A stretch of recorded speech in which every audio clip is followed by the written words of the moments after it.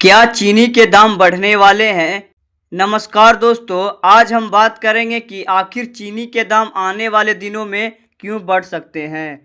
दोस्तों, चीनी के दाम बढ़ने की सबसे बड़ी वजह है गन्ने का उत्पादन और उसकी उपलब्धता, क्योंकि चीनी गन्ने ही से बनती है।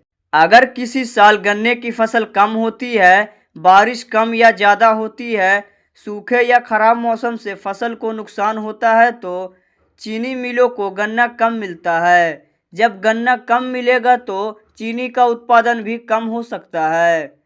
अब यहाँ बाजार का एक सीधा नियम है, जब किसी चीज़ की सप्लाई कम और मांग ज़्यादा होती है तो उसके दाम बढ़ने लगते हैं। मान लीजिए बाजार में लोगों को 100 रुपये किलो चीनी चाहिए, लेकिन उपलब्ध सिर्फ 70 किलो है। ऐसी स्थिति में कीमत बढ़ने का दबाव बन सकता है। इसके अलावा गन्ने की कीमत बढ़ने का असर भी चीनी पर पड़ सकता है।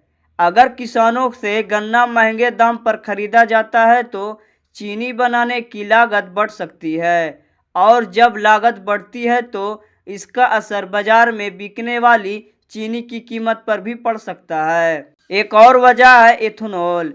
गन्ने से मिलने वाले कुछ संसाधनों का इस्तेमाल एथेनॉल बनाने में भी किया जाता है। अगर एथेनॉल उत्पादन और चीनी उत्पादन के बीच संतुलन बिगड़ता है तो चीनी की उपलब्धता पर असर पड़ सकता है।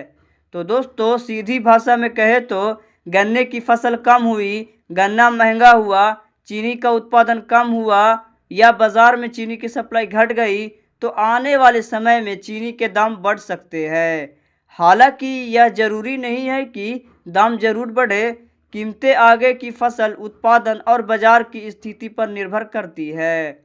लेकिन अगर गन्ने की कमी और चीनी की सप्लाई में कमी बनी रही तो आम लोगों की जेब पर असर पड़ सकता है। तो दोस्तों, आपके यहाँ अभी 1 किलो चीनी कितने रुपए की मिल रही है? कमेंट करके ज़रूर बताइए।